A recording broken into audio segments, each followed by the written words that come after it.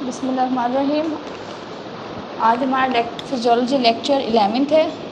Topic of discussion white blood sales. Previous lectures में आपने RBCs, red blood sales जिसे हम इथ्रोसाइट्स भी कहते हैं उसकी कंप्लीट डिटेल पढ़ी और रेड ब्लड सेल की कमी से होने वाली कौन सी बीमारियां हैं उसके बारे में पढ़ा। आज हम पढ़ेंगे WBCs, वाइट ब्लड सेल्स। और इनको वाइट ब्लड सेल्स क्यों कहा जाता है? क्योंकि ये रेड ब्लड सेल से डिफरेंट नेचर रखते हैं। इसमें हीम प्रेजेंट नहीं होता। Due to absence of heme इसको हम क्या कहते हैं? White blood cells. वो रेड ब्लड सेल्स जो है ना वो खून के लाल खुलिये कहलाते हैं क्योंकि उसमें हीमोग्लोबिन की प्रेजेंस है, लेकिन इसमें हीमोग्लोबिन एब्सेंट है। और इन्हें हम दूसरे टर्म में लिकोसाइट्स भी कहते हैं। Leukocytes, LEUCOKYTES, leukocytes. White blood cell leukocytes are the mobile units of the body's protective system. Mobile unit क्यों कह रहे हैं? कि वाइट ब्लड सेल्स आपकी ब्लड सर्कुलेशन में मौजूद हैं। जहाँ भी इन्फेक्शन होता है तो ये फ़ौरन से इन्फेक्शन साइट पे मूव कर जाते हैं। और कुदरत का भी अमल है कि जब कोई भी इंजरी होती है, इन केस कोई ज़ख़म हो गया है, कोई इंजरी हो गई है, तो उस सूरत में वहाँ से कुछ ऐसे केमिकल्स भी रिलीज़ होते हैं जो इंजेक्शन, जो आपकी इंजर्ड साइड है, जो ज़ख़म वाली जगह है, वहाँ से कुछ ऐसे केमिकल जिन्हें हम कहते हैं कीमोटैक्सिस, वो भी इन्हें अट्रैक्ट करते हैं अपनी तरफ ताकि ये वहाँ पे जाके उसकी जो ज़ख़म है उसकी हीलिंग में हेल्पफुल हों। तो होता ये है कि जब भी कोई माइक्रो ऑर्गेनिज़म, कोई पैरासाइट, कोई प्रोटोज़ोआ आपकी बॉडी में इंटर होता है तो फ़ौरन से जो नेचुरल एंटीबॉडीज़ हैं वो क्या करती हैं? उन्हें बाइंड कर लेती हैं उनसे और क्या करती हैं? इनका फैगोसाइटोसिस हो जाती है। उनकी एंटीबॉडीज़ जो नेचुरल बॉडी में पैदा हो रही हैं, जो भी माइक्रो ऑर्गेनिज़म है या दूसरा है, वो क्या करती हैं? उससे बाइंड होके एंटीजन से अगर कोई माइक्रो ऑर्गेनिज़म जैसे जाता है तो उसको वो खा जाती हैं। तो ये इसलिए आपके बॉडीज़ के प्रोटेक्टिव सेल्स कहलाते हैं। और मोबाइल यूनिट है कि जहाँ पे भी इंजरी होती है ये फ़ौरन से वहाँ पे पहुँच जाते हैं। और वो चूँकि आपकी बॉडी के लिए क्या होता है? फ़ॉरेन पार्टिकल होता है। कोई भी माइक्रो ऑर्गेनिज़म है वो अगर आपकी बॉडी में दाखिल हो रहा है तो वो आपकी बॉडी का फ़ॉरेन पार्टिकल, आपकी बॉडी के लिए तो वो क्या है? बैरूनी पार्टिकल है। तो इसलिए आपका फ़ौरन से जो है ना मोबाइल WBCs जो है लिकोसाइट्स हैं फ़ौरन से एक्टिवेट हो जाते हैं। ये एक्टिव हो जाते हैं, उस साइट पे पहुंचते हैं और फिर इन्फेक्शन को ख़त्म करने में भी मुआविन साबित होते हैं। दो मेजर क्लासेस हैं, ग्रेनुलोसाइट एंड ए ग्रेनुलोसाइट। जैसा कि नाम से आपको जाहिर होगा कि ग्रेनुलोसाइट्स और ए ग्रेनुलोसाइट्स में क्या फ़र्क है। मैंने पिक्चर इसलिए ड्रॉ की कि आप पिक्चर से भी वाज़ेह देख सकें कि ग्रेनुलोसाइट क्यों उस तरह से हैं और ए ग्रेनुलोसाइट। ग्रेनुलोसाइट्स ये भी डेवलप होते हैं रेड बोन मैरो से। जैसे कि आपको मालूम है कि तमाम WBCs, RBCs और प्लेटलेट्स कहाँ से जनरेट होते हैं? Stem cell of the bone marrow के वहाँ से ये ओरिजिनेट होते हैं। ग्रेनुलोसाइट्स जो है इनके और इनका ख़ास डिफरेंस ये है कि इसके अंदर मल्टी लॉब्ड न्यूक्लियाई और granules in the cytoplasm present है। ये जो मैंने बनाया है ना यूँ करके, एक न्यूक्लियाई सिंगल लोब न्यूक्लियाई है। ये एक न्यूक्लियाई है, ये इसमें एक लोब है। लेकिन अगर मैं इसको ये कह रही हूँ तो कितने लोब हो गए? 1 2 3 4। तो granulocytes are the multi lobed nuclei and having the granules in the cytoplasm. ये इसका साइटोप्लाज्म है, इसमें इसके ग्रेन्यूल्स मौजूद हैं, इसीलिए इन्हें क्या कह रहे हैं? ग्रेनुलोसाइट्स। ग्रेनुलोसाइट फर्दर डिवाइड होते हैं इन 3: neutrophils, basophils and the eosinophils. अब ये क्यों न्यूट्रोफिल्स क्यों कह रहे हैं कि न्यूट्रो, क्या मतलब है न्यूट्रो, ठीक है। इसको न्यूट्रो इसलिए कह रहे हैं कि ये जो आपकी डाई है, जब इस पे वो किया जाता है, डाई से कांटेक्ट किया जाता है, तो ये एसिडिक डाई और बेसिक डाई दोनों को रिस्पॉन्ड करते हैं। ये किसको रिस्पॉन्ड करते हैं? एसिडिक और बेसिक डाई दोनों को रिस्पॉन्ड, इसीलिए इन्हें कह रहे हैं न्यूट्रोफिल। जो बेसोफिल है ये क्या करते हैं? बेसिक डाई को रिस्पॉन्ड करते हैं।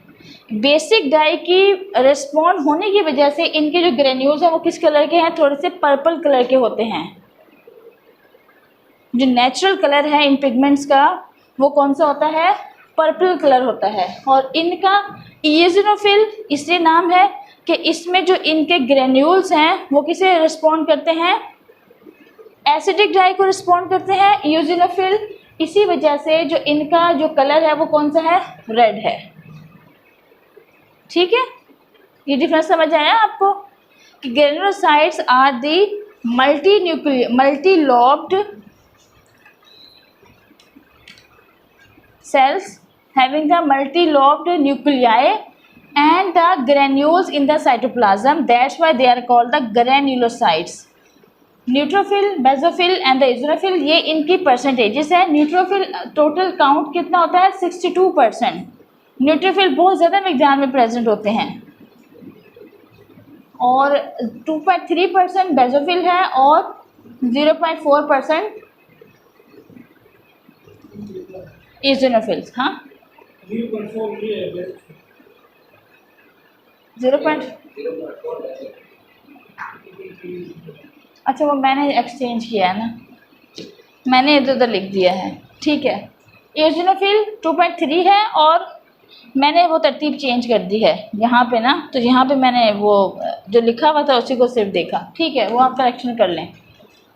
तो ये इतने इसके ना परसेंटेजेस हैं। ग्रेनुलोसाइट कॉन्सेप्ट क्लियर हो गया? क्या है? ए ग्रेनुलोसाइट्स WBCs वो हैं that are not having the granules in the cytoplasm and they are having the single nuclei, ठीक है, इन द सेंटर। इसमें एक सिंगल न्यूक्लियाई है, लेकिन इसकी भी मैंने शेप इसलिए ड्रॉ की, जो न्यूक्लियाई है वो थोड़ा सा लार्ज साइज़ का पाया जाता है किसमें? लिम्फोसाइट्स में।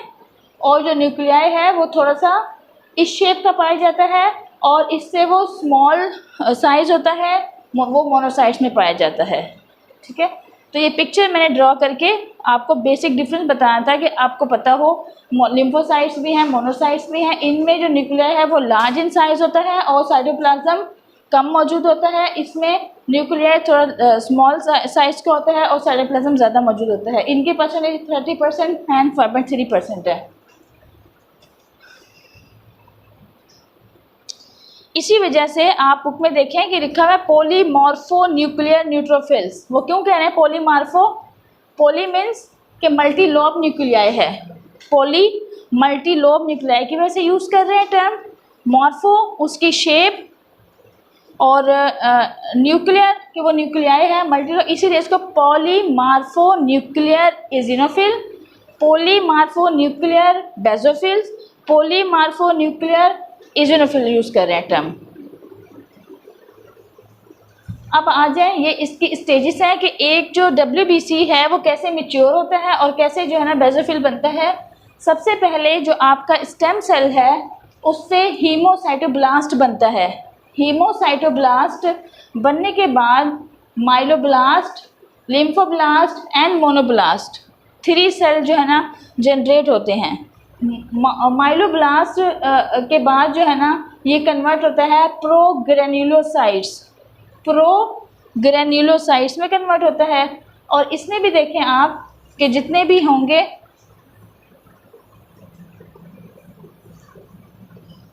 इसमें कोई ग्रेन्यूल्स नहीं प्रेजेंट है।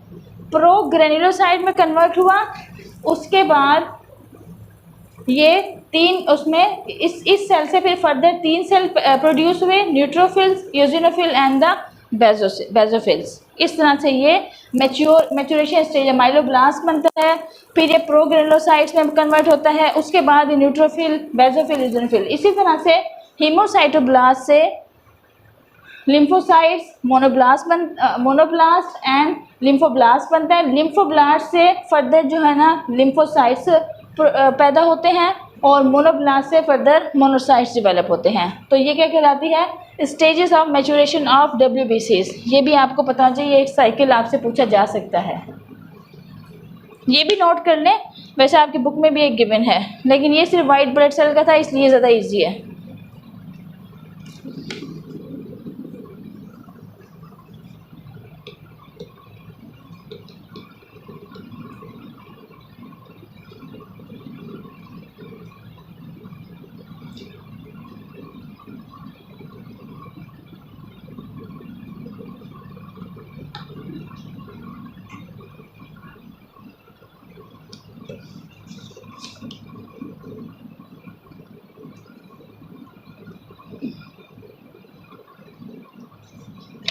अच्छा, टोटल नंबर ऑफ RBCs कितना है? एवरेज 7000 पर मिलीमीटर और उसकी रेंज है 4000 से लेके 11000 पर मिलीलीटर। नॉर्मल रेंज क्या है WBCs की? 4000 से लेके 11000 तक। अगर इस रेंज से ज़्यादा आती है 11000 से लेवल WBCs का ज़्यादा आता है तो ये क्या शो करता है? हाँ नहीं, रेड ब्लड सेल की कमी तो हीमोग्लोबिन से पता चलती है आपको।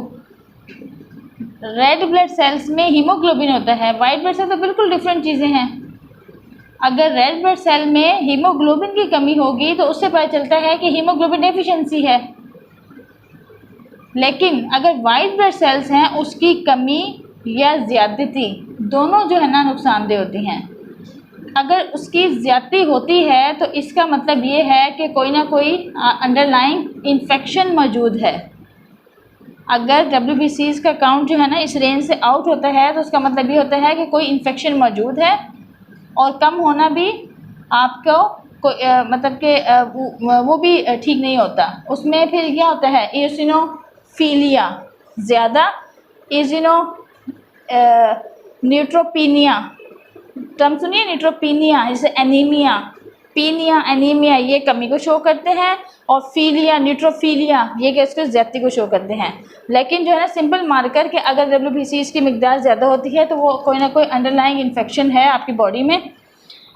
Normal values of each type अभी इसको यहाँ पे मैं रीड नहीं करती, ये तो रेंज है, ये आपको एज इट इज़ याद करनी है, ठीक है? इसमें कोई ऐसा पॉइंट नहीं है समझने वाला। अब आ जाए chemical nature. WBCs are rich in nucleoprotein and also contain the glycogen, cholesterol and the lipids. क्या होता है इसका केमिकल नेचर? तमाम WBCs में न्यूक्लियोप्रोटीन प्रेजेंट होता है, ग्लाइकोजन प्रेजेंट होता है और कोलेस्ट्रॉल एंड लिपिड्स प्रेजेंट होते हैं। लाइफ स्पेन और WBCs, क्या लाइफ स्पेन है? Granulocyte, monocytes and lymphocyte. Granulocytes, जितने भी ग्रेनुलोसाइट्स हैं उनका उन्होंने एक साथ जिक्र कर दिया। तमाम ग्रेनुलोसाइट्स 4 से 8 घंटे ज़िंदा रह सकते हैं सर्कुलेटिंग ब्लड में, और जबकि 4 से 5 दिन ये ज़िंदा रह सकते हैं किसमें? टिश्यूज़ में, जो आपके बॉडी टिश्यूज़ हैं वहाँ पे ज़िंदा रह सकते हैं। इसी तरह से मोनोसाइट्स हैं 10 से 12 घंटे ब्लड में ज़िंदा रह सकते हैं, मंथ्स और इवन ईयर, मंथ से लेके सालों तक भी आपके टिश्यूज़ में अलाइव रह सकते हैं। लिम्फोसाइट्स मंथ्स और year depending on the body's need for this cell, ये भी मंथ से लेके सालों तक ज़िंदा रह सकते हैं, लेकिन डिपेंड करता है कि बॉडी को कितनी ज़रूरत है, कहाँ ज़रूरत है, उस पर डिपेंड करता है इनकी उसकी जो ज़िंदगी है, ये लाइफ स्पेन है। लाइफ स्पेन का मतलब क्या है कि वो टोटल कितने दिन ज़िंदा रह सकते हैं और कितने दिन ज़िंदा रहते हैं, क्योंकि ये टूट रहे होते हैं और फिर नए सेल बन रहे होते हैं, ठीक है? रिजनरेट हो रहे होते हैं, रिप्रोड्यूस हो रहे, रिजनरेट नहीं रिप्रोड्यूस हो रहे होते हैं। कहाँ से? बोन मैरो से। Site of production of WBCs कहाँ पैदा होते हैं, कहाँ ये और कौन कौन सी? In fetus WBCs are develop from the mesoderm of the yolk sac. जो फीटस की यॉर्क सैक होती है उसकी जो झिल्ली होती है यॉर्क सैक की, वहाँ से WBCs प्रोड्यूस हो रहे होते हैं इन द फीटस, लेकिन आफ्टर बर्थ बोन मैरो से प्रोड्यूस होते हैं ग्रेनोसाइट and monocyte and few lymphocytes. ये बर्थ के बाद बोन मैरो से ही प्रोड्यूस हो रहे होते हैं। लिम्फ टिश्यूज़, आपने पढ़ा था लिम्फाइड सिस्टम, उसमें आपके कुछ लिम्फ टिश्यूज़ हैं। तो WBCs कुछ जो हैं जैसे लिम्फोसाइट्स हैं, ये आपके लिम्फ टिश्यूज़ या लिम्फ नोड्स में भी प्रोड्यूस होते हैं। ठीक है, लिम्फ नोड्स जो है प्रेजेंट होती हैं। Lymphocyte and plasma cell are produce mainly in the various lymphogenous organ including the lymph nodes, thymus, spleen and the tonsils. ये इन तमाम उसमें ऑर्गन्स में, इन तमाम बॉडी पार्ट्स में क्या मौजूद है?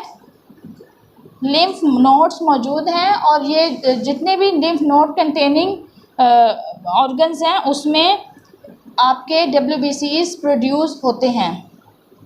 अब आ जाए फंक्शन ऑफ RBCs पे। सबसे पहला function phagocytosis. Function of RBCs क्या है? फैगोसाइटोसिस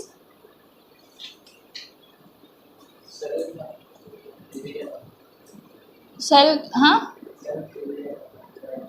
सेल का किसी भी माइक्रो ऑर्गेनिज्म को, हाँ, वो इंगल्फ कर लेना, इंगल्फ करके फिर उसका फट जाना, ताकि वो जो टॉक्सिक है बॉडी में दाखिल हुआ है वो भी ज़ाया हो जाएगा, वो उसको इंगल्फ कर लेते हैं।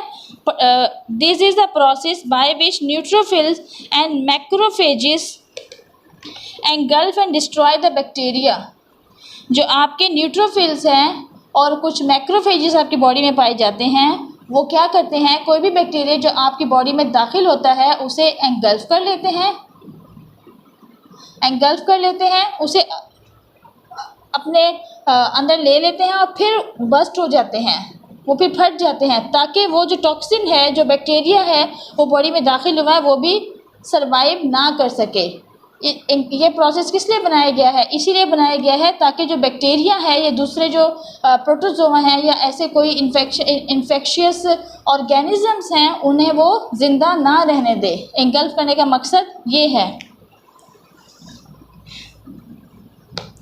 Phagocyte occur by both neutrophil and the monocyte when the bacteria invade the body। अच्छा, फैगोसाइटोसिस का प्रोसेस किसके ज़रिए होता है?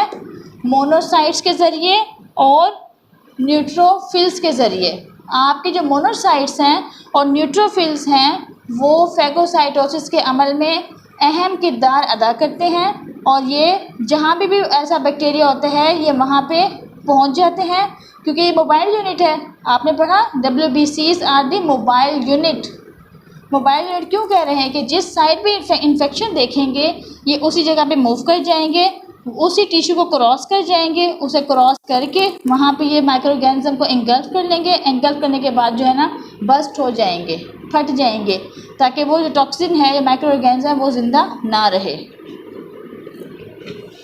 एंटीबॉडी फॉर्मेशन, कल के लेक्चर में पढ़ा था कि जब भी कोई फॉरेन पार्टिकल हो या उसके अलावा भी हमारी बॉडी में एंटीबॉडीज़ पैदा हो रही होती हैं। जो एग्जिस्टिंग हमारी बॉडी में कुछ ऐसे बैक्टीरिया हैं वो उनको क्या कहते हैं, एंटीबॉडीज़ जो है एंटीजन से बाइंड होके आप ही बस्ट हो जाती हैं, तो वो उनको उनको बाइंड करके ख़त्म कर देती हैं एंटीजन को। तो इसी तरह से lymphocyte form the beta and the gamma fraction of serum globulin, जिसे हम क्या देखें, लिम्फोसाइट्स ही क्या बनाते हैं, इम्यूनोग्लोबुलिन बना रहे हैं। लिम्फोसाइट क्या बनाते हैं, इम्यूनोग्लोबुलिन बनाते हैं। Immune bodies are associated with the gamma globulin. जो इम्यून बॉडीज़ हैं are associated with the gamma, so the lymphocyte play important role in the defensive mechanism of the body. तो एंटीबॉडी फॉर्मेशन के बाद क्या करता है,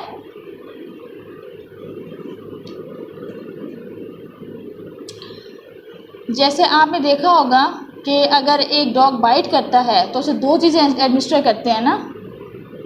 उसने बाइट किया, ये क्या हुआ हमारी बॉडी के लिए एक बिल्कुल आउटसाइडर वो हुआ ना, एक मतलब कि अनहोना काम है, जो कि हमारी बॉडी उससे आशना नहीं है, वो हमारी बॉडी के लिए इनडिफेंसिव है, अनडिफेंसिव है, अनसेफ काम है ना। लेकिन चूँकि डॉग ने बाइट किया और उसके बाइट की वजह से वो जो उसका लुआब है उसके ज़रिए, समझे ये भी एक आपका फ़ौरन ही बॉडी हुई, उसका जो लुआब है वो फ़ौरन बॉडी है, एक एंटीजन ही उसको ले लें वो है, तो वो फ़ौरन से आपके जो न्यूरॉन्स है उसमें ट्रांसमिट करके आपके ब्लड सर्कुलेशन में शामिल हो जाता है। लेकिन फ़ौरन से फिर उसके साथ साथ जो है ना, इसे हम क्या कहते हैं, वैक्सीनेशन तो उसकी करते ही हैं, वैक्सीनेशन के साथ उसे इम्यूनोग्लोबुलिन भी दिए जाते हैं, वैक्सीनेशन के साथ इम्यूनोग्लोबुलिन दिए जाते हैं। जब इम्यूनोग्लोबुलिन बॉडी में इंटर हो जाते हैं, क्योंकि इतने मिकदार में हो सकता है वो ना लड़ सके ना, डॉग बाइट है वो बहुत तेज़ी से, क्योंकि वो तो करता है और इतनी तेज़ी से आपकी बॉडी में डिफेंसिव मैकेनिज्म काम नहीं कर सकता, तो उसके लिए इम्यूनोग्लोबुलिन दिए जाते हैं।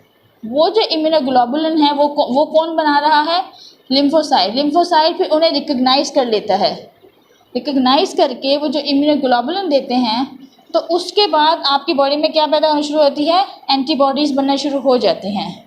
अब जहाँ जहाँ वो जो है ना उसने बाइट किया, वो डॉग बाइट की वजह से जहाँ जहाँ हमारे ऑर्गन मुतासिर हो रहा होता है, वहीं जाके वो आपको क्या करती है, उसके ख़िलाफ़ इम्यूनोग्लोबुलिन जो हमने बाहर से दी है वो एक्टिवेट हो जाती हैं, एक्टिवेट होके वो उसके जो काटने का अमल है या उससे होने वाले नुकसान है उससे क्या करती है, प्रोटेक्शन देती है। अब वो चूँकि आपने बॉडी में एंटीबॉडीज़ पैदा हो गई हैं आपकी बॉडी में, दूसरी दफ़ा भी अगर डॉग बाइट करता है, 5 साल बाद भी बाइट करता है, कितने साल बाद दोबारा से बाइट करे, तो आपको इम्यूनोग्लोबुलिन देने की ज़रूरत नहीं पड़ती, क्योंकि उस काटने के रिस्पॉन्स में हमने जो इम्यूनोग्लोबुलिन दिए थे उसके ख़िलाफ़ एंटीबॉडीज़ पैदा हो गई थी। अब ये आपकी बॉडी में जैसे दोबारा से अगर डॉग बाइट करेगा, तो कुदरत का अमल है कि वो एंटीबॉडीज़ दोबारा से ना मेमोरी टी सेल्स मौजूद होते हैं, वो फ़ौरन से ना याद दहानी करेंगे, वो एक्टिवेट हो जाएंगे, आपका दिमाग कुछ याद दहानी कराएगा, वो फ़ौरन से एक्टिवेट हो जाएंगे और दोबारा से जब वो डॉग बाइट करेगा तो वैक्सीनेशन के बाद जो है ना आपका पेशेंट जो है ना इतनी हार्मफुल कंडीशन में नहीं जाएगा जितना वो एंटीबॉडीज़ को लगाने से पहले चला जाता। तो ये रोल है, लिम्फोसाइट्स जो हैं आपकी बॉडी में एंटीबॉडीज़ प्रोड्यूस कर रहे होते हैं, वो एंटीबॉडीज़ पैदा हो रही होती हैं, वो एंटीबॉडीज़ क्या करती हैं, एंटीजन से बाइंड हो जाती हैं या ऐसा फॉरेन पार्टिकल बाइंड होकर उसे ख़त्म कर देती हैं। फिब्रोब्लास्ट फॉर्मेशन, जैसा कि आप जानते हैं कोई भी अगर ज़ख़म होता है तो वहाँ पे कट लग जाता है, ठीक है। लिम्फोसाइट में be converted into, lymphocytes convert हो जाते हैं फिब्रोब्लास्ट में at the site of inflammation, helping in the process of repair. Fibrinogen बनने की वजह से फिब्रिनोजेन बन जाता है, फिब्रोब्लास्ट फॉर्मेशन होती है, लिम्फोसाइट्स जो हैं वो कन्वर्ट हो जाते हैं फिब्रोब्लास्ट में। फिब्रोब्लास्ट की सूरत में आपका जो ज़ख़म है जैसे उसे ऊजिंग हो रही होती है तो वहाँ पे एक लेयर सी वो बना देते हैं, तो वो क्या है, फिब्रोब्लास्ट फॉर्मेशन, और उसकी हीलिंग में हेल्प करते हैं। इसी तरह secretion of heparin, basophil secrete the heparin. Heparin क्या है, हेपरिन जो है आपकी कुदरती वो है कि ये ब्लड को जमने नहीं देती, तो हेपरिन आपकी एंटी कोआगुलेंट है which prevents the intravascular clotting of blood. जो आपकी इंट्रावेस्कुलर जो वेसल्स हैं, वेसल्स के अंदर जो ब्लड आपका वो हो रहा होता है, मूव कर रहा होता है, उसमें बेसोफिल्स एक नेचुरल हेपरिन प्रोड्यूस कर रहे होते हैं, उसकी वजह से जो आपका इंट्रावेस्कुलर ब्लड है वो क्लॉट नहीं होता। अगर वो क्लॉट हो जाएगा तो क्या हो जाएगा, ब्लड फ्लो अफेक्ट होगा, तो उसकी वजह से बेसोफिल जो हेपरिन रिलीज़ करते हैं ब्लड क्लॉट नहीं होता। Cellular defence, phagocytosis of large pathogen microorganisms such as protozoa, parasite, worms release antigen in the allergic reaction। phagocyte large particles जो भी होते हैं उस या माइक्रो ऑर्गेनिजम्स हैं, उनकी सेलुलर डिफेंस है, सेल को जो है ना ये डिफेंसिव मैकेनिज्म देते हैं वाइट ब्लड सेल्स। यहाँ पे हमारा आज का लेक्चर